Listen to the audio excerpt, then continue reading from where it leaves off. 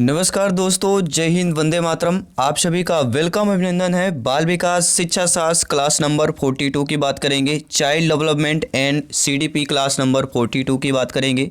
इस क्लास में साथियों बेहतरीन 30 प्रश्न लाजवाब क्वेश्चन करने वाले हैं। एकदम नए प्रश्न रहने वाले हैं, नए सिलेबस के अकॉर्डिंग की बात करेंगे। आपके अपने यूट्यूब फैमिली, टीचर्स फैमिली की बात कर रहे हैं। आपका जो परिवार है, शिक्षकों का परिवार है, Jaiswal coaching centre powered by शिक्षा ही प्रकाश है। मैं आपके साथ जायसवाल सर है, जिसके ऑनर आप सभी लोग हैं। ये आपका परिवार है, आप सभी लोग ऑनर हैं और मैं आपका जायसवाल सर आपके साथ आप सभी का स्वागत अभिनंदन करता हूँ। बात करेंगे प्रथम प्रश्न के। 30 प्रश्न करेंगे। 30 में से आपका फीडबैक क्या है, आपका स्कोर क्या है, आपको कमेंट बॉक्स में ज़रूर बताना है। प्रथम प्रश्न है, समानतः अधिगम निम्न पर आधारित व्यवहार में एक स्थायी परिवर्तन माना जाता है। चुनौतियों और वहीकरण की बात करेंगे। चुनौतियों और अनुभव की बात कर रहे हैं, अभ्यास और अनुभव की बात कर रहे हैं, अभ्यास और चुनौतियों की बात कर रहे हैं। सभी लोग कमेंट करेंगे। तो साथियों, सामान्यतः जो अधिगम होता है, नॉर्मल तौर पर देखा जाए तो इन पर जो आधारित व्यवहार में स्थायी परिवर्तन माना जाता है वह अभ्यास और अनुभव माना जाता है। सी ऑप्शन सही हो जाएगा। दूसरा प्रश्न है, किसके कारण होने वाले किसी भी परिवर्तन को अधिगम माना जाता है। चोट को, थकान के कारण, परिपक्वता के कारण, अभ्यास के कारण। देखिए, किसके कारण होने वाले किसी भी परिवर्तन को अधिगम माना जाता है। देखिए दोस्तों, किसके कारण से आप परिवर्तन कर सकते हैं। जो चोट लगने से परिवर्तन ना होगा, ना ही थकान से, ना ही परिपक्वता आने से परिवर्तन होता है। परिवर्तन किसके कारण से होता है? अभ्यास के। जी हाँ, अभ्यास के कारण होने वाले किसी भी परिवर्तन को अधिगम माना जाता है। अर्थात साथियों, डी ऑप्शन आप लोगों का सही हो जाएगा। बात करेंगे थर्ड प्रश्न की। अधिगम का जो शिक्षा में योगदान है साथियों, वह व्यवहार में परिवर्तन है या व्यवहार परिवर्तन में होता है, नवीन अनुभव प्राप्त करने में होता है, समायोजन में होता है या उपयुक्त सभी में होता है। मेरे सभी प्यारे में शिक्षक बंधु, गृहिणी, प्रत्येक टीचर्स फैमिली, प्रत्येक शिक्षक बंधु कमेंट कीजिएगा जिनका सपना है गवर्नमेंट टीचर बनना, अध्यापक अध्यापिका बनना। आपका फीडबैक सर्वोपरि है, सर्वमान्य है।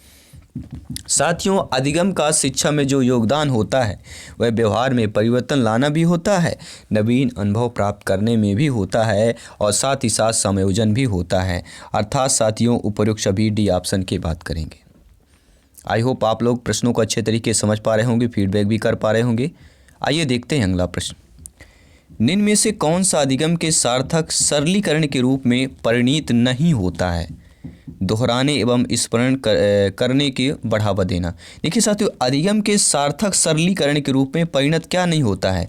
दोहराने एवं स्मरण करने को बढ़ावा देना, उदाहरण गैर उदाहरणों का प्रयोग करना, एक समस्या पर अनेक तरीकों से विचार करने के लिए प्रोत्साहित करना या पहले से विद्यमान ज्ञान को नए ज्ञान में जोड़ना। देखिए साथियों, दोहराने और स्मरण करने को बढ़ावा देना, ये जो अधिगम के सार्थक सरलीकरण रूप में नहीं होगा। कौन कौन होता है? उदाहरण गैर उदाहरणों का प्रयोग कीजिए, एक समस्या पर अनेक तरीकों से विचार करने के लिए प्रोत्साहित करना चाहिए, पहले से विद्यमान ज्ञान में नए ज्ञान जोड़ना चाहिए। हम देखिए प्राइमरी लेवल की बात करेंगे, ठीक है। तो दोहराने स्मरण को बढ़ावा जो है अधिगम का सार्थक सरलीकरण के रूप में परिणित नहीं होता है। बाकी आपके हो जाएंगे। पांचवा प्रश्न दिया गया है, निम्नलिखित में से कौन सा कारक जो है अधिगम को सकारात्मक रूप से प्रभावित करते हैं? जी हाँ साथियों, ऐसा कारक जो अधिगम को सकारात्मक रूप से प्रभावित करते हों। क्या असफलता का डर है, साथियों के साथ प्रतियोगिता है, सार्थक जुड़ाव की बात करेंगे या माता पिता के दबाव की बात कर रहे हैं? तो आप सभी लोग जानते हैं, ज्ञानी सर्वज्ञ व्याख्याता लोग हैं, भावी अध्यापक अध्यापिकाएं हैं, कि ऐसा कारक जो अधिगम को सकारात्मक रूप से प्रभावित करता हुआ है सार्थक जुड़ाव। सकारात्मक प्रभाव करना है तो सार्थक जुड़ाव होना चाहिए। सार्थक मतलब सही तरीके से जुड़ा होना। सी ऑप्शन सही हो जाएगा, क्योंकि अधिगम वह प्रक्रिया है जिसके द्वारा कौशल, दृष्टिकोण, ज्ञान, अवधारणाएं हासिल की जाती हैं और समझी जाती हैं, लागू भी की जाती हैं और विस्तारित की जाती हैं। तो आप सभी जानते हैं कि सभी मनुष्य, चाहे बड़े हों या बच्चे हों, सीखने की प्रक्रिया में या तो चेतन अवचेतन रूप में संलग्न होते हैं।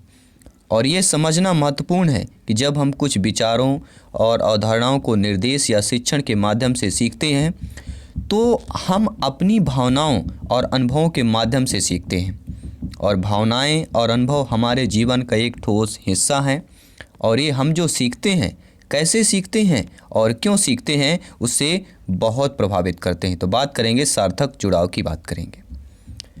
साथियों, अगला प्रश्न स्क्रीन पर है, बालकों का अधिगम सर्वाधिक प्रभावशाली होगा जब जो है बालक अपने निशाने एवं गणितीय कुशलताओं पर ही बल देंगे।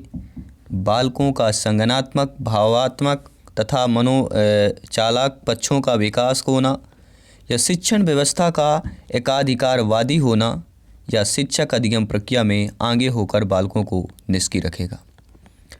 तो आप सभी लोग जानते हैं बालकों का जो सर्वाधिक प्रभावशाली तभी होगा जब बालकों का संज्ञानात्मक, भावात्मक, मनोविचारात्मक या विचारात्मक की बात करेंगे, यहाँ पे मिसप्रिंट हुआ है, विचारात्मक होगा।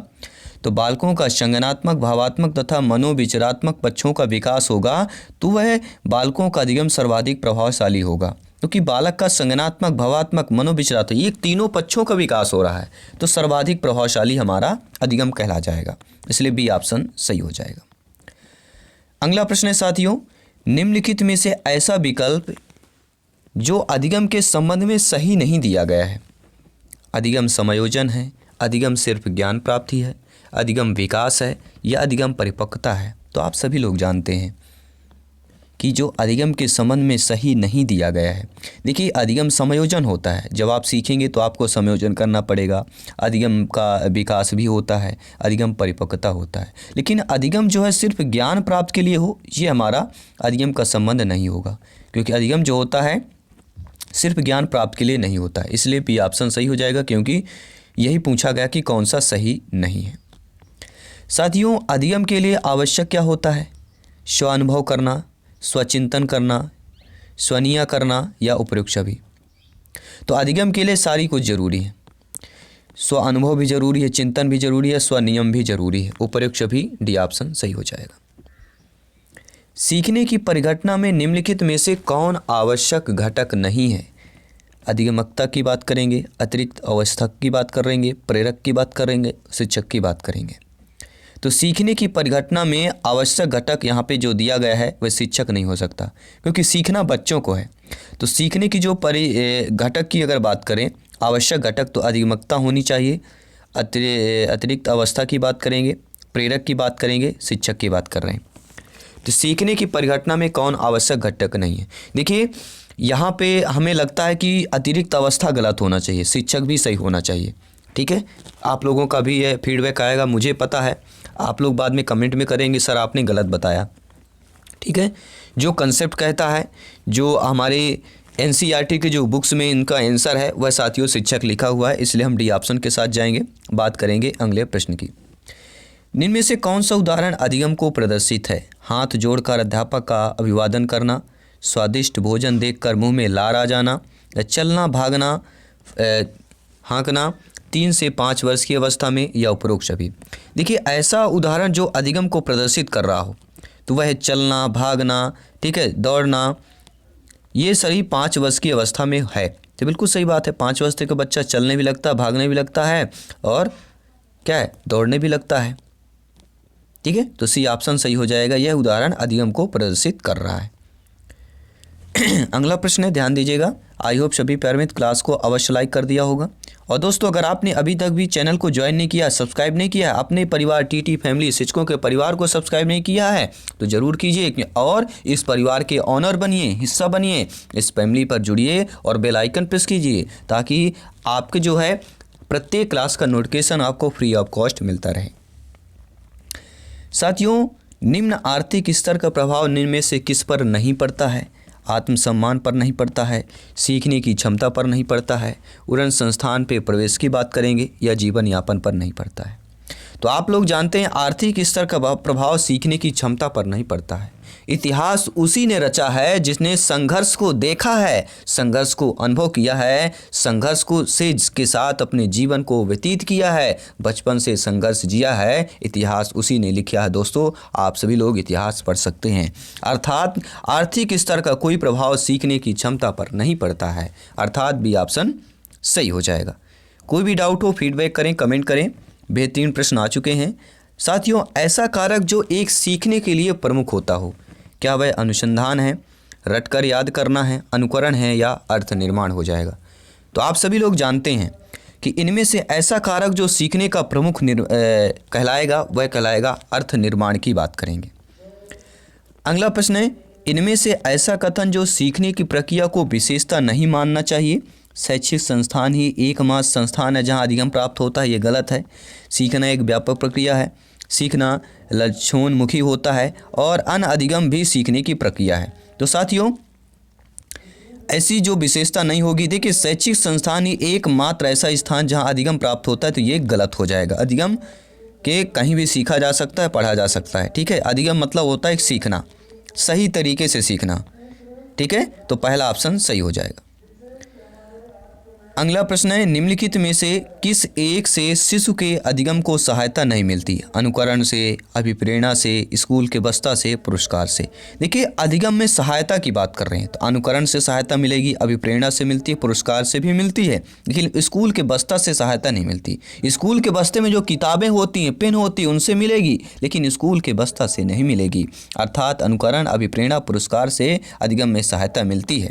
साथियों, आपका C option according to question सही हो जाएगा। अब बात करेंगे साथियों अगले प्रश्न की। अधिगम अक्षमता जो होती है, अधिगम क्षमता निम्नलिखित में से किससे प्रभावित नहीं होती है? आनुवंशिकता से नहीं होती है, वातावरण से नहीं होती है, प्रशिक्षण से नहीं होती है या राष्ट्रीयता से नहीं होती है? तो आप सभी लोग जानते हैं अधिगम क्षमता जो होती है किससे प्रभावित नहीं होती है? तो राष्ट्रीयता से प्रभावित नहीं होती है, ठीक है। बाकी आनुवंशिकता, वातावरण, प्रशिक्षण, शिक्षण से प्रभावित होगी, लेकिन राष्ट्रीयता से नहीं होती। कि हम भारतीय हैं, हम इंडियंस हैं, तो हमारी जो है अधिगम क्षमता जो है प्रभावित होगी, इससे नहीं होता। आनुवंशिकी से होता है, आनुवंशिकता से होते हैं, जो माता पिता से हमें मिलता है, परिवार फैमिली से मिलता है, हमारे चारों तरफ का वातावरण होता है, ठीक है। प्रशिक्षण, शिक्षण भी जहाँ हम पढ़ने जा रहे हैं, जो हमें शिक्षण की प्रक्रिया किस तरह से मिल रही, इसका जो प्रभावित होता है, लेकिन राष्ट्रीयता से नहीं होता। चलिए बात कर लेते हैं अगले प्रश्न की जो स्क्रीन पर दिया गया है। साथियों, जो सीखना होता है, जो लर्निंग है, वह सीखने वाले के संवेगों से प्रभावित नहीं होता है, संवेगों से क्षीण संबंध रखता है, सीखने वाले के संवेगों से स्वतंत्र होता है या सीखने वाले के संवेगों से प्रभावित होता है। तो सीखना क्या होता है? सीखने वाले संवेगों से यह प्रभावित होता है। जो सीखने वाले संवेग होते हैं, ये सीखना जो है उनसे प्रभावित होता है, इसलिए डी ऑप्शन सही हो जाएगा। बहुत बहुत अच्छा आप लोगों का फीडबैक करने के लिए, कमेंट करने के लिए आप सभी का अपने परिवार, शिक्षकों के परिवार पर वेलकम है, अभिनंदन है। साथ ही साथ दोस्तों, इंस्टाग्राम पर हमें जायसवाल कोचिंग सेंटर को, अपने फैमिली को ज़रूर फॉलो करें। फेसबुक पेज को अपने ज़रूर लाइक करें, वहाँ पे भी MCQ जो अगर आपको आता है तो फेसबुक पेज और इंस्टाग्राम पर ज़रूर आप लोग वहाँ पर भी फॉलो करें। जितना प्यार इसने यहाँ भी दे रहे हैं वहाँ पर भी दें, ताकि हम डायरेक्टली, देखिए इंस्टाग्राम पर ये होता है, आप लोग डायरेक्टली हमसे मैसेज कर सकते हैं, बातें कर सकते हैं, ठीक है। जो यहाँ पर आपको प्राप्त नहीं हो पाती वो सुविधाएँ हम सोच रहे हैं अदर जो प्लेटफार्म हैं सोशल मीडिया के, उस पर प्राप्त हो सके। बात करेंगे प्रश्न की, गैने के अधिगम सोपान का जो सही क्रम होता है वह कौन सा होता है? तो गैनों ने दोस्तों अधिगम सोपान का जो सही क्रम बताया है वह है संप्रत्यय अधिगम, नियम अधिगम और समस्या समाधान। देखिए, ऐसे प्रश्न को हम सभी ऑप्शन पढ़ के आपको कन्फ्यूज नहीं करेंगे, हम डायरेक्ट आंसर की बात करेंगे। तो गैने के अधिगम सोपान का जो सही क्रम होता है संप्रत्यय अधिगम, नियम अधिगम, समस्या, अर्थात संप्रत्यय, नियम और समस्या, ध्यान दीजिएगा। अगला जो प्रश्न है, रिक्त स्थान भरने का प्रश्न आया हुआ है, यूपी टेट सीटेट में आया हुआ प्रश्न था। तो गैने के अधिगम पदानुक्रमक में अधिगम की सर्वोच्च अवस्था कौन सी होती है? वह होती है समस्या समाधान। गैने के अधिगम पदानुक्रम में अधिगम की जो सर्वोच्च अवस्था होती है वह होती है समस्या समाधान। गैने ने सीखने को 8 वर्गों में वर्गीकृत करके उन्हें एक अधिगम सोपानकी के रूप में प्रस्तुत किया। इस अधिगम सोपान की ये 8 वर्गों को संतुष्ट, अंतर्निहित क्रम व्यवस्थित तथा अगला क्रम जो होता है पिछले क्रम में उच्चतर अथवा जटिलतर होता रहता है। जैसे यहाँ पे हमने क्या बताया था आपको, ठीक है, पहले बताया संप्रत्यय अधिगम, फिर नियम, फिर समस्या, तो जटिल होता जाता है। जो अगला क्रम होता है वह जटिलता की ओर बढ़ता जाता है। जैसे हमने बताया जो अगला क्रम है पिछले क्रम से उच्चतर अथवा जटिलतर होता है। हम बात करेंगे गैने की। अगला प्रश्न है, निम्नलिखित में से ऐसा अधिगम जो क्षेत्र नहीं है, अधिगम का क्षेत्र नहीं कहलाता। संज्ञानात्मकता की बात करेंगे, भावात्मक की बात करेंगे, क्रियात्मक की बात करेंगे, आध्यात्मिक की बात करेंगे। आप सभी लोग जानते समझते हैं, ज्ञानी सर्वज्ञ व्याख्याता लोग हैं कि अधिगम का जो क्षेत्र होता है संज्ञानात्मक होता है, भावात्मक होता है, क्रियात्मक होता है, लेकिन आध्यात्मिक नहीं होता है। ध्यान दीजिएगा। तो according two questions right option number आपका डी ऑप्शन सही हो जाएगा। साथियों अगला प्रश्न है, संकेत अधिगम के अंतर्गत निम्नलिखित में से सीखा जाता है? मनोविज्ञान, पारंपरिक अनुकूलन, वातावरण या मनोदैहिक सीखा जाता है। तो संकेत अधिगम के अंतर्गत क्या क्या सीखा जाता है? तो पारंपरिक अनुकूलन की बात करेंगे। आपका जो कोई भी डाउट हो कमेंट करें, फीडबैक करें। आपका कमेंट सर्वोपरि है, सम्मान है। प्रत्येक भाई बहन गृहिणी का जिनका सपना है गवर्नमेंट टीचर बनना, अध्यापक अध्यापिका बनना। साथियों 20+ कंप्लीट कर चुके हैं, 10+ और कंप्लीट करेंगे। टोटल हम आपको पता होगा प्रत्येक क्लास में 30 महत्वपूर्ण लाजवाब क्वेश्चन करते हैं, जो नए प्रश्न रहेंगे, एकदम से फ्रेश प्रश्न रहेंगे, जो एग्जाम के लिए, प्रिपरेशन के लिए, सिलेक्शन के लिए बहुत ही महत्वपूर्ण है। साथियों अगला प्रश्न है, इनमें से कौन सा जो है सीखने का क्षेत्र है? व्यावसायिक, अनुभविक, भावात्मक, आध्यात्मिक। तो आप सभी लोग जानते हैं सीखने का जो क्षेत्र होता है वह भावात्मक कहला जाता है। क्या बात करेंगे? भावात्मक की बात करेंगे। निम्न में से किस प्रकार के अधिगम को गेने ने अपनी अधिगम सोपानकी में सर्वाधिक निम्न स्थान पर रखा है? प्रत्यय, शाब्दिक, संकेत, श्रृंखला।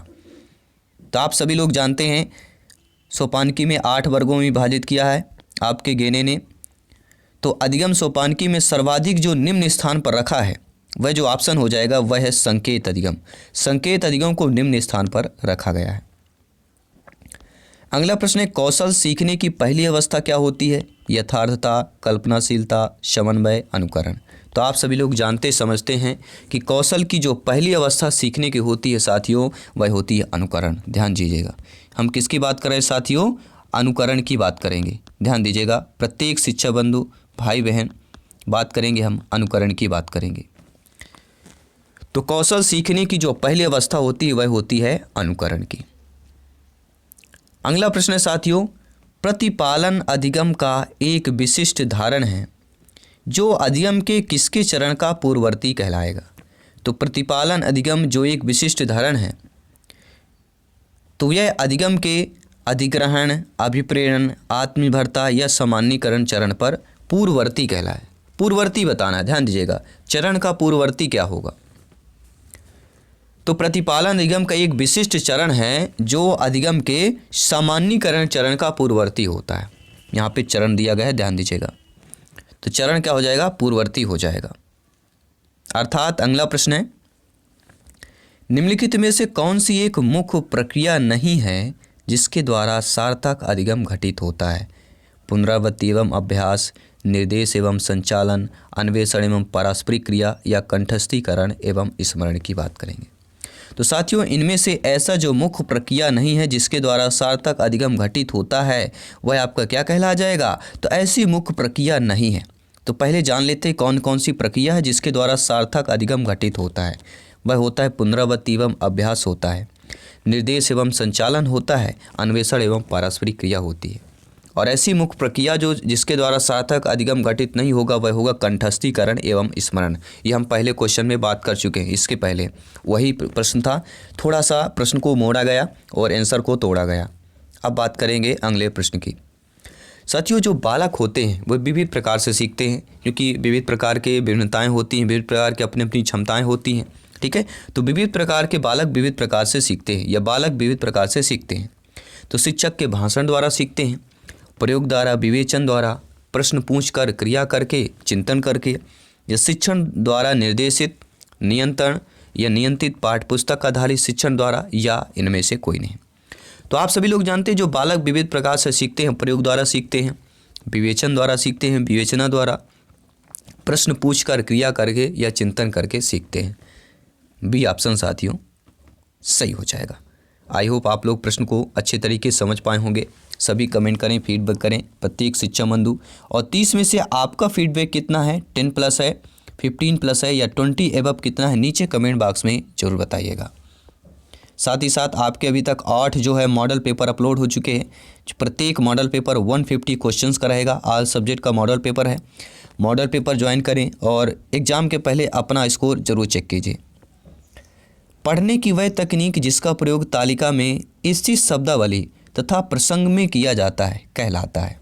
को रीडिंग, रीडिंग, री रीडिंग, एकनॉन्ग या स्क्रीनिंग की बात करेंगे। पढ़ने की वह तकनीक जिसका उपयोग तालिका में स्थित शब्दावली तथा प्रसंग में किया जाता है वह को रीडिंग की बात करेंगे या एकनॉन्ग की बात करेंगे। तो एकानंग की बात करेंगे, ध्यान दीजिएगा, सी ऑप्शन सही हो जाएगा। अगला प्रश्न, दूसरे व्यक्ति के बाह्य व्यवहार की नकल जो होती है वह सीखना कहलाती है, अनुकरण कहलाती है, कल्पना कहलाती है, चिंतन कहलाती है। बहुत ही आसान सा प्रश्न है, मेरे सभी शिक्षक बंधु कमेंट कीजिएगा। साथियों, टीचर्स के दूसरे व्यक्ति के बाह्य व्यवहार की नकल की बात कर रहे हैं। टीचर्स, बालक, बालिका, कुछ ही कोई भी हो सकता है। तो दूसरे व्यक्ति के बाह्य व्यवहार की नकल ही क्या कहलाती है? अनुकरण कहलाती है। तो बच्चा जो प्रथम सीखता है वह किसके द्वारा सीखता है? अनुकरण के माध्यम से, क्योंकि पहले बालक क्या है, दूसरे का व्यवहार नकल देखकर ही तो करता है। बचपन में आप लोग देखते होंगे, पहला जो प्रथम बार में बच्चा आपकी नकल करता है, आप जैसे करेंगे वैसे करता है। तो प्रथम जो बालक होता है, जो पहली अवस्था में जो है किस प्रकार से सीखता है? पहला वह अनुकरण के द्वारा सीखता है, अर्थात दूसरे व्यक्ति के बाह्य व्यवहार की नकल ही अनुकरण कहलाती है। क्योंकि जिन व्यक्तियों के व्यवहारों का अनुकरण किया जाता है उन्हें निदर्श, मॉडल्स कहा जाता है। ध्यान दीजिएगा। 2 प्रश्न हैं, इनको भी कंप्लीट करते हैं, इस क्लास को कंप्लीट करते हैं। साथियों, बच्चा जो है किस प्रकार से सीखता है? पुस्तकें पढ़कर, परिचर्चा द्वारा, प्रश्न पूछकर, यही कई प्रकार से सीखता है। तो बच्चे कई प्रकार के होते हैं, ठीक है। तो बच्चा किस प्रकार से सीखता है? कोई ज़रूरी नहीं है कि पुस्तकें पढ़ के ही सीखे, परिचर्चा द्वारा भी पूछे, प्रश्न पूछकर, ये सभी तरीके से भी सीख सकता है। अर्थात बच्चा जो है कई प्रकार से सीखता है। डी ऑप्शन सही हो जाएगा। तीसरा प्रश्न, इसके बाद आपको एक मॉक क्वेश्चन भी रहेगा आज के लिए। बच्चे किस प्रकार से सीखते हैं? नीचे दिए कथनों में से कौन सा जो है इस प्रश्न के विषय में सही नहीं दिया गया है?